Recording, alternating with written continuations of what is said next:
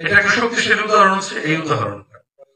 তো আমি আজকে এই ধরনের অনুষ্ঠানের মাধ্যমে আমি আপনাদের কাছে আমি আরো যদি বড় পরিসরে এই আমার কথা যায়, আমি অনুরোধ করব আমাদের দেশের যে সমস্ত প্রতিষ্ঠান আমাদের সংস্কৃতিকে ধারণ করে, তারপর সাহিত্যকে ছড়িয়ে দেয়, তারা যাতে অন্তত এই পরিসরগুলোতে কলোনিয়ালিজমটাকে না নিয়ে আসে। কারণ আমরা সকল প্রকার বৈষম্য ভাঙতে চাই, আমরা সকল প্রকার শ্রেণী বিভেদ ভাঙতে চাই। আমার মনে হয় যে পৃথিবীর শতভাগ কবির মধ্যে, শতভাগ সাহিত্যিকদের মধ্যে এই দর্শনটা খুবই কমন। সেটা গ্যাব্রিয়েল গার্সিয়া মার্কেজ বলেন, রবীন্দ্রনাথ ঠাকুর বলেন, নজরুল বলেন, বা প্রেমের কবি হেলাল হাফিজ বলেন, প্রত্যেকের কথাতে কিন্তু এই মূল বাণী যেটা, যে মূল দর্শন, সেটা কিন্তু উঠে এসেছে। তো আমি আসলে হয়তো সাহিত্য আড্ডাটাকে একটু ভারী করে দিলাম অনেক তাত্ত্বিক কথাবার্তা বলে, কিন্তু আমার মনে হয়েছে এটা খুবই প্রাসঙ্গিক একটি আলোচনা। আমরা আমাদের সাহিত্যের মাধ্যমে, আমাদের সাংস্কৃতিক চর্চার মাধ্যমে আমরা এই বিভেদগুলো ভাঙতে চাই। আর শতকবি বলতে আমরা অনেক সময় বলি যে অনেক সময় বলি যে তোর কি 14টা জামাই লাগবো, বলি না? তোর কি এক জামাই কাম হয় না, 14টা জামাই লাগবো। এখানে 14 শব্দটা কিন্তু আসলে 14 না, মানে বহু বহু বোঝাচ্ছে। তো এখানে শতকবি মানে হচ্ছে আসলে অনেক কবির মিলন মেলা।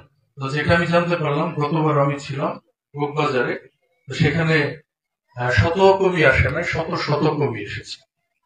তো এই ধরনের একটি উদ্যোগ এই মফস্বল এলাকাতে বাংলাদেশে আর কোথাও হয় কিনা আমি জানি না। ওই যে তানভীর ভাইয়েরা, তারপর হচ্ছে কালাম ভাইয়েরা ঘুরেন সারা বাংলাদেশে, আমরা তো একটা শৃঙ্খলার বেড়াজালে আবদ্ধ থাকি। মানে আমার চোখে পড়েনি, আমার যতটুকু বিচরণ, সেই জায়গা থেকে আমি বলবো চর্চা সাহিত্য আড্ডা যে কাজটি করেছে সেটি হচ্ছে, আমরা যদি বলি যে ক্রিকেটের ভাষায় বা ফুটবলের ভাষায় রেকর্ড ভঙ্গ করার যে ব্যাপারটি, সেটি তারা করতে সক্ষম হয়েছে। এই জন্য আমি আজকে আমার সর্বশেষ কর্মদিবস, আমি যেখানেই যাই আমি এখনো এই চর্চা সাহিত্য আড্ডার কথা বলি এবং সারা জীবন বলবো, এবং আমি তাদের অ্যাম্বাসেডর হিসেবে কাজ করব বা তাদের একজন কর্মী হয়ে কাজ করব যতদিন আমি বেঁচে থাকব। এবং এই ধারাটাকে যদি আমরা অন্য আরো কয়েকটা জায়গাতে অন্তত ছড়িয়ে দিতে পারি, তাহলেও আমাদের সমাজের জন্য, আমাদের রাষ্ট্রের জন্য কিছুটা কাজ করা হবে বলে আমি প্রত্যাশা করি।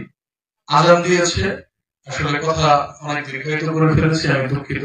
আসলে বিদায়ের সময় মানুষ বেশি কথা বলে, আর যখন ঘুম কম হয় তখন মানুষের একটু মানে ঠান্ডামিটা বেশি কাজ করে। আমার আসলে অনুভূতি ভোতা হয়ে গেছে যে আমি যখন ভাবছি যে কেন্দুয়াকে, আমি বলি আমার কেন্দুয়াকে আমি আর দেখতে পাবো, আসবো, আমি বারবার ফিরে আসবো, কিন্তু সবসময় থাকা যে জিনিসটা, সেটা হয়তো হবে না, হয়তো অবধারিত হবে না।